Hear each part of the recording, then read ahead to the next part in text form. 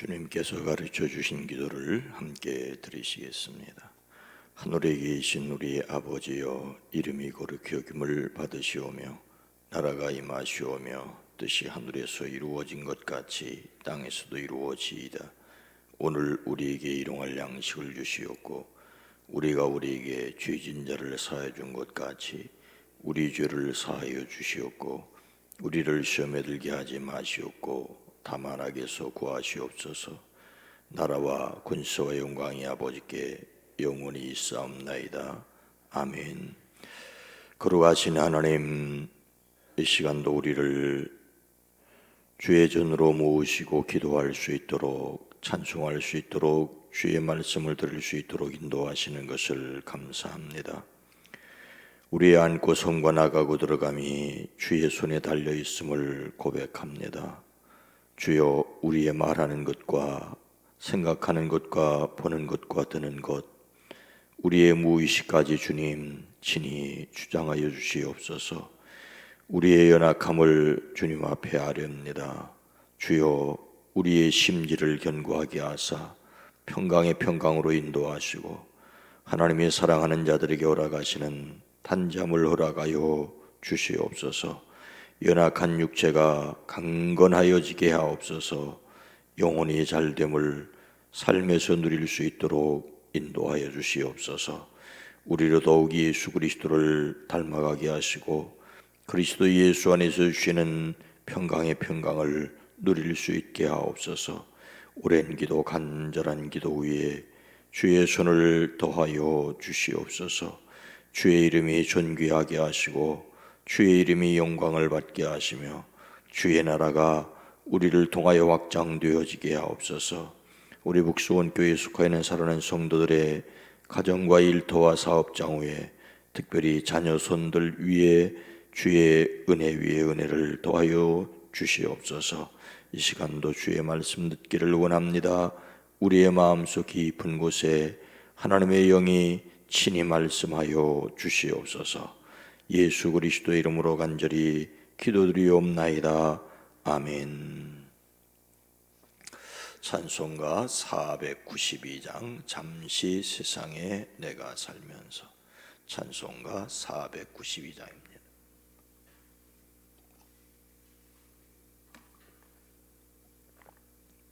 찬송가 492장입니다. 잠시 세상에 내가 살면서 항상 찬송 부르다가 날이 저물어오라 하시면 영광 중에 나가리. 열린 천국문 내가 들어가 세상 짐을 내려놓고 빛난 멸류관 받아 쓰고서 함께 길을 살리. 눈물 골짜기에 더듬으면서 나의 갈 길 다간 후에 주의 품 안에 내가 안겨요. 영원토록 살래로다. 열린 천국문 내가 들어가 세상 짐을 내려놓고 빛난 멸류관 받아 쓰고서 주와 함께 길을 살리.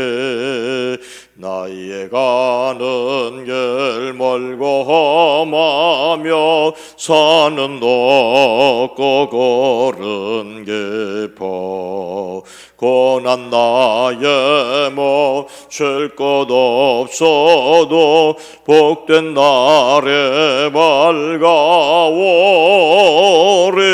열린 천국문 내가 들어가 세상 짐을 내려놓고 빛난 멸류관 받아 쓰고서 주와 함께 길을 살리 한숨과 쉬고 죽음 없는 날 사모하며 기다리니 내가 그래도 주를 배울 때 나의 기쁨 넘치리라. 열린 천국문 내가 들어가 세상 짐을 내려놓고 빛난 멸류관 받아 쓰고서 주와 함께 길에서 한숨 가시고 죽음 없는 날 사모하며 기다리니 내가 그래도 주를 배울 때 나의 기쁨 넘치리라. 열린 천국문 들어가 세상 짐을 내려놓고 빛난 멸류관 받아 쓰고서 주와 함께 길에 살리. 아멘. 열왕기상 21장 4절로 6절 말씀입니다. 구약성경 553면입니다. 열왕기상 21장 4절로 6절입니다. 열왕기상 21장 4절로 6절 말씀을 함께 읽습니다. 이스라엘 사람 나봇이 아합에게 대답하여 이르기를 내 조상의 유산을 왕께 줄 수 없다 하므로 아합이 근심하고 답답하여 왕궁으로 돌아와 침상에 누워 얼굴을 돌리고 식사를 아니하니 그의 아내 이세벨이 그에게 나와 이르되 왕의 마음에 무엇을 근심하여 식사를 아니하나이까? 왕이 그에게 이르되 내가 이스라엘 사람 나봇에게 말하여 이르기를 내 포도원을 내게 주되 돈으로 바꾸거나 만일 내가 좋아하면 내가 그 대신에 포도원을 내게 주리라 한즉 그가 대답하기를 내가 내 포도원을 내게 주지 아니하겠노라 하기 때문이로다. 아멘. 오늘도 예수 그리스도로 말미암아 승리하시기를 주의 이름으로 축복합니다. 솔로몬이 죽은 후에 나라는 둘로 갈라졌지요. 남유다는 솔로몬의 아들인 르호보암이 왕이 되었고 북이스라엘은 솔로몬의 신하였던 여로보암이 왕이 되었습니다. 북이스라엘에 여로보암만큼 유명한 왕이 있는데 그의 이름이 바로 오늘 본문 말씀에 나오는 아합입니다. 아합은 오므리의 아들로 북이스라엘의 7번째 왕입니다. 그는 정치력이 뛰어났고 능력이 있는 왕이었습니다. 하지만 베니게 사람들과 동맹을 맺고 시돈 왕 엣발의 딸 이세벨과 결혼함으로, 물론 정략 결혼이었지요. 이 결혼을 통해서 이세벨이 들어온 바알을 자신과 백성들이 섬기게 하는데 큰 문제가 있었습니다. 바로 그때 활동한 선지자가 엘리야입니다.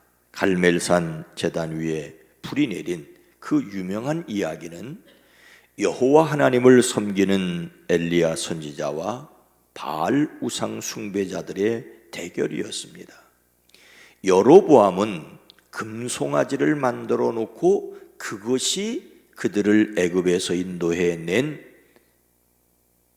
여호와 하나님이라고 섬기게 했는데, 아합은 아예 여호와 하나님이 아닌 바알을 하나님으로 섬기게 했습니다. 아합은 악한 왕이었지만 마음이 여린 사람이었습니다. 참 모순됩니다. 아합 당시 북이스라엘의 서울은 사마리아였습니다. 아합은 사마리아에 호화로운 상하 궁전을 세웠습니다. 그의 아내 이세벨을 위한 별장이었을 것입니다. 그는 이스라엘도 궁전을 세웠는데 그는 여러 곳에 궁전을 세우고 사치와 향락을 즐겼습니다. 그런데 이스라엘에 있는 궁전을 넓히고 싶었습니다. 마침 궁전 옆에 나봇이라는 사람의 포도원이 있었습니다. 나봇에게 찾아가 말합니다. 그대의 포도원이 나의 궁 가까이에 있으니 나에게 넘기도록 하시오. 나는 그것을 정원으로 만들려고 하오. 내가 그것 대신에 더 좋은 포도원을 하나 주겠소. 그대가 원하면 그 값을 돈으로 계산하여 줄 것이오. 그런데 왕의 부탁임에도 불구하고 나봇은 거절을 합니다. 제 조상의 유업을 임금님께 드리는 것은 하나님이 기뻐하시지 않는 일입니다. 조상에게 물려받은 땅이기 때문에 임금에게 줄 수 없다는 것입니다. 가나안에 정착한 이스라엘은 지파별로 땅을 분배했고 각 지파는 가족별로 또 가족은 또 식구별로 각 땅을 분배했고 그 분배한 땅이 다른 지파에게로 넘어가지 않게 하려고 힘썼습니다. 땅의 주인이신 하나님이 그들에게 맡겨주셨다라고 했고 그 맡겨주신 땅을 자손 대대에 이어가는 것이 그들의 전통이었습니다. 나봇의 주장은 정당하였습니다. 왕이라도 어쩔 수 없습니다. 하지만 자신의 요구를 거절당한 아합은 어떻게 했습니까? 4절 말씀에 보니까 이스라엘 사람 나봇이 아합에게 대답하여 이르기를 내 조상의 유산을 왕께 줄 수 없다 하므로 아합이 근심하고 답답하여 왕궁으로 돌아와 침상에 누워 얼굴을 돌리고 식사를 아니하니. 참으로 어처구니 없는, 이해하기 힘든 모습입니다. 아합이 원하는 땅을 나봇이 조상의 유산이라는 이유로 넘겨주기를 거절하자 아합은 마음이 상했습니다. 아합은 화를 내며 사마리아 궁으로 돌아와 침대에 누워 얼굴을 돌리고 음식도 먹지 않았습니다. 초등학교 학생 같은 모습입니다. 어쩌면 귀여운 모습이지요. 그러나 이런 왕을 귀여워할 사람은 없습니다. 그때 그의 아내 이세벨이 나섰습니다. 무슨 일로 그렇게 마음이 상하여 음식까지 들지 않는지를 묻자 그대로 대답을 합니다.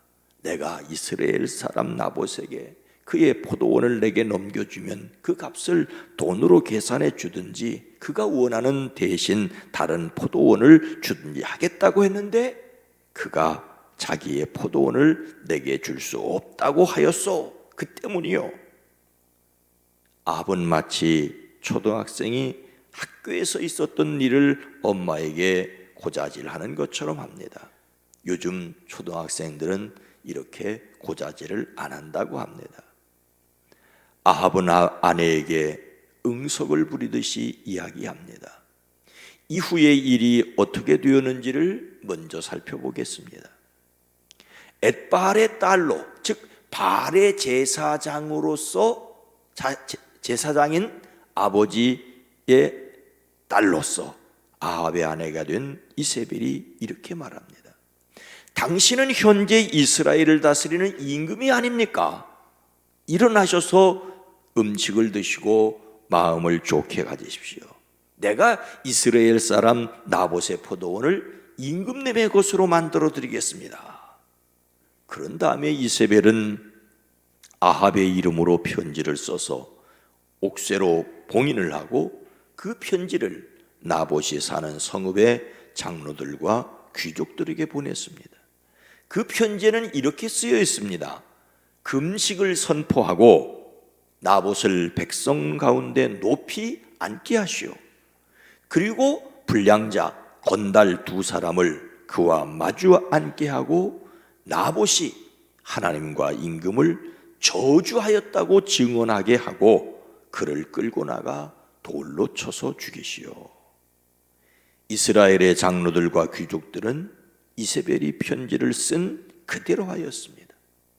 그들은 금식을 선포하고 나봇을 백성 가운데 높이 앉게 하였습니다. 건달들 2이 나와서 그와 마주 앉았습니다. 그리고 백성들 앞에서 나봇을 두고 거짓으로 나봇이 하나님과 임금을 욕하였다고 증언하게 했고 그 증언에 따라 나봇을 돌로 쳐 죽였습니다. 정말로 끔찍한 일이 벌어졌습니다. 증거를 조작하고 사람을 죽이는 일이 그때부터 있었다니 소름이 끼칩니다. 하기야 하나님이 자신의 제물을 받지 않으셨다고 화가 나서 동생 아벨을 죽인 가인의 이야기가 창세기에 기록되어 있으니 타락한 인간의 본성이 무서울 따름입니다. 그렇게 나봇은 돌에 맞아 죽고 포도원은 아합의 차지가 되었습니다. 하지만 하나님께서 엘리야에게 말씀하십니다. 나 주가 말한다. 내가 살인을 하고 또 재산을 빼앗기까지 하였느냐? 나 주가 말한다. 개들이 나봇의 피를 핥은 바로 그곳에서 그 개들이 내 피도 핥을 것이다. 아합 집안의 멸망이 선포되었습니다. 이 일로 그의 집안이 완전히 망할 것이라고 말씀하셨고 성경은 그것이 이루어진 것을 기록하고 있습니다. 이런 아합에 대하여 성경은 예로부터 아합과 같이 그 자신을 팔아 여호와 앞에서 악을 행한 자가 없음은 그를 그의 아내 이세벨이 충동하였음이라고 하였습니다. 이세벨에게 충동질을 당하여서 하나님 보시기에 이런 악한 일을 하여 자기 목숨을 팔아버린 사람은 일찍이 없었다는 말입니다. 악한 왕인 아합의 실상이 마음이 여리다는 것이 우리가 생각해야 합니다. 하지만 마음이 여리다는 것으로 모든 잘못을 덮고 넘어갈 수는 없습니다. 이세벨의 말처럼 그는 이스라엘의 왕이었습니다. 왕으로서의 책임을 다 해야 했습니다. 아버지 덕분에 왕이 되었다고 해도 아내인 이세벨의 사주를 받아 잘못했다고 해도 그 책임은 아합이 져야 했습니다. 더욱이 자신의 요구가 받아들여지지 않았다고 해서 싸고 들어눕는 것은 왕의 처신이 아닙니다.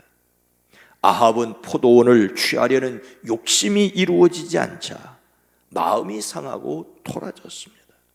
자신의 탐욕을 부끄러워하기보다는 마음이 상하여 화를 낸 것입니다. 어쩌면 그는 심각한 인격 장애를 가지고 있었던 것입니다. 그는 자신의 욕심이 이루어지지 않는다면 몸져 눕는 사람이었습니다.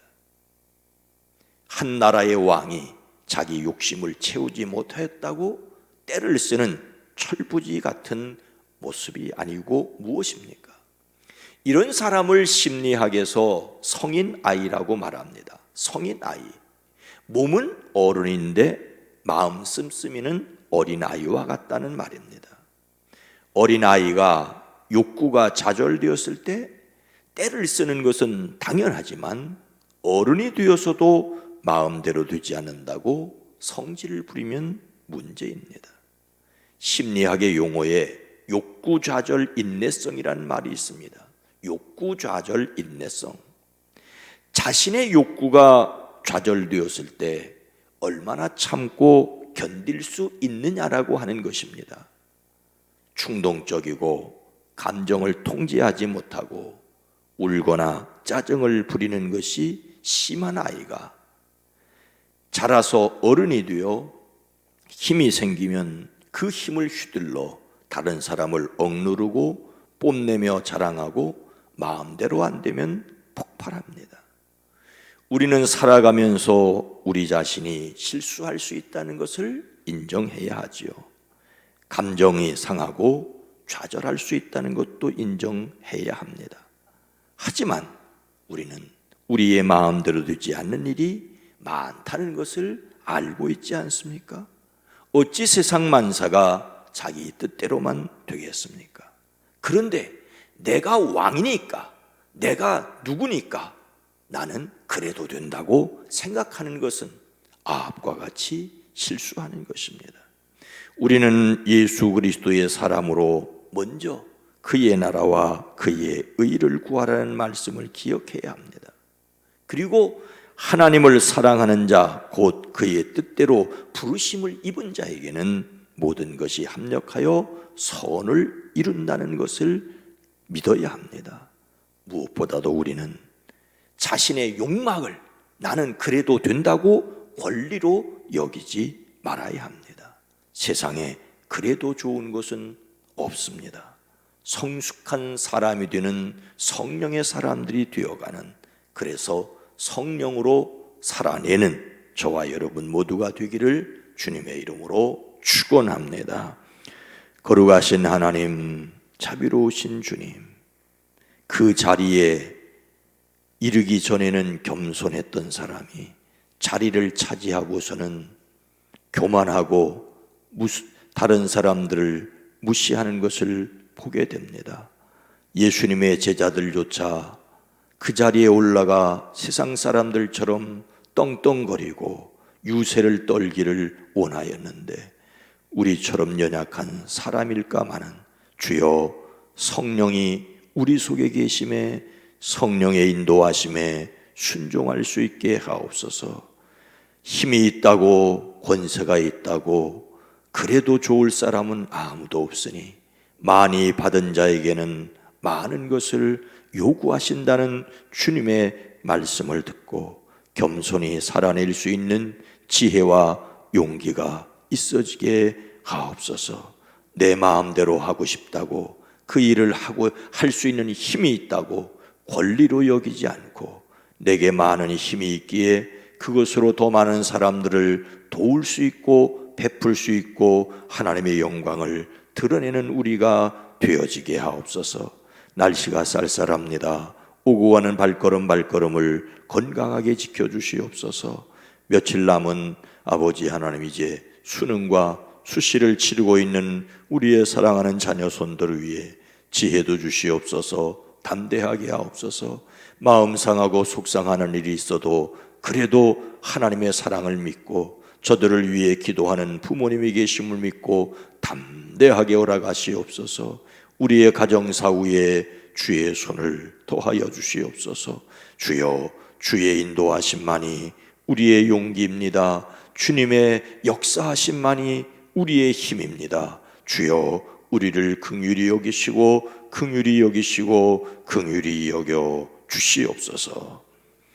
이제는 우리 구주 예수 그리스도의 은혜와 하나님 아버지의 놀라우신 사랑하심과 성령님의 감화감동 내주 교통하심이 사랑하심을 입은 온 성도들을 위해 이제로부터 영원토록 함께 계시옵기를 간절히 축원하옵나이다. 아멘.